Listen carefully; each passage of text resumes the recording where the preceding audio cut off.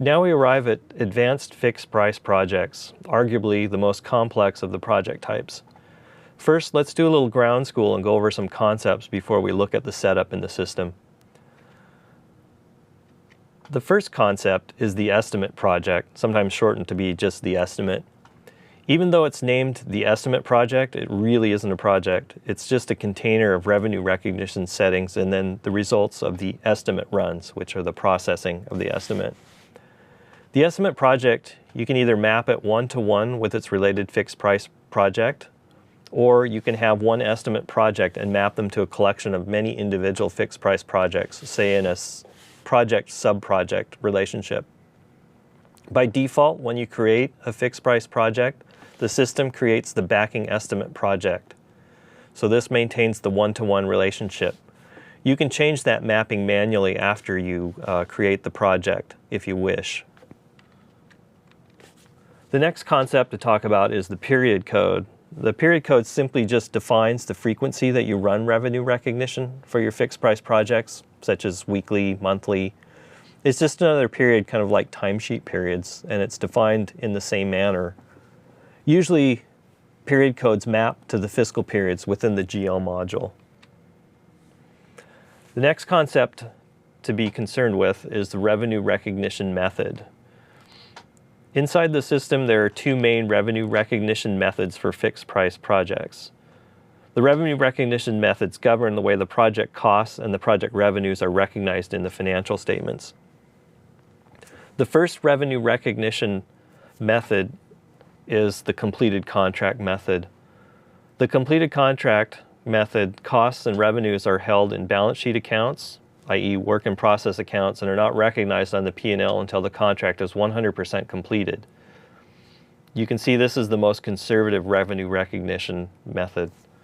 The other revenue recognition method is percentage of completion. Unlike the completed contract method, the percentage of completion method recognizes revenues along with their costs as the project progresses. Costs are recognized in the P&L as incurred, and the revenue is recognized on the P&L based on a percentage of completion calculated either by the system or entered manually. Following along with the revenue recognition method is the cost template. The cost template defines the following. It defines whether to base the calculation of the degree of completion on posted amounts or quantities. Also, whether the calculated degree of completion can be changed manually. Additionally, you can do some things where you can exclude or include transaction types or categories within transaction types when you calculate the degree of completion. In order for the system to post revenue to the financials, a special category or categories must be set up. This category is a fee transaction category, but it's specially designated as an estimate category. Once it's been defined as an estimate category, it can't be used in any fee journals. Finally, there's the matching principle. The matching principle additionally defines how revenue is reported. There's two matching principles, one sales value and the other is production and profit. The first matching principle, sales value, costs are matched with revenue on an overall basis and revenue is posted as one sum. In the second method, revenue is split between revenue attributable to the cost of production and then the additional profit over the cost. This is the production and profit method. In other words, for production, the recognized revenue equals the costs, and then any other revenue over those costs is recognized as profit. You use different categories for these two methods, and then you can define further what GL accounts in the general ledger module you want this revenue to be reported. The final concept, and we covered this a little bit in the basic module, is the on-account transaction. The on-account transaction is the way in AX that you establish the contract value of a fixed price project and invoice the customer. The total revenue for a fixed price project is the sum of the on-account transactions. And then on a percentage of completion project, the completion percentage is multiplied by that sum of the on-accounts to arrive at the recognized revenue. Let's take a look at how the estimate process works inside the system. The estimate process is the way that the revenue is recognized on fixed price projects. The process is that the on-accounts are created for the project to establish the contract value, and then the total amount of revenue that you're going to recognize for the project equals that on-account, i.e. the contract value. During the project, costs are posted through timesheets, expense reports, journals, etc. And then on the project, we run the estimate process on a periodic basis. Let's say we're doing this on a percentage of completion basis. So once a month, we run the process.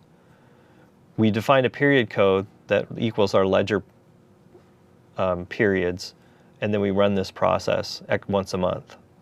So the first step in the process, as you can see from this flowchart, is we create the estimate. So this is the way the system calculates the percentage of complete based on the actuals or whatever method that you've defined in the cost template to do this calculation. And then it multiplies it by the on-accounts, or i.e. the contract value, and computes the amount of revenue to be recognized. Optionally, once you create the estimate and review it, you can edit the estimate and then recalculate it. Of course, you can always delete it and start over. Once you're happy with those results, you can post the estimate. With the percentage of completion project, the posting actually results in postings to the GL. In a completed contract, it may or may not, depending on how you're journalizing your costs. You repeat this process until you're 100% complete. You can also reverse a posting and start over at the beginning of the process. So once you cycle through this and complete the project and get to the 100% complete step, then you run what's called the elimination step, or eliminate the project. 3 things have to happen for the elimination to run. You need to have a calculation of 100% complete. The project needs to be 100% invoiced. And then you need to post the last estimate at 100%. Once that happens, then the elimination process is available. With the elimination process, this step makes sure that the WIP accounts are zeroed out and that everything is ready for the project to be completed. In the case of a completed contract project, it's the most important step. This is where the revenue and the costs are moved from the balance sheet to the P&L accounts.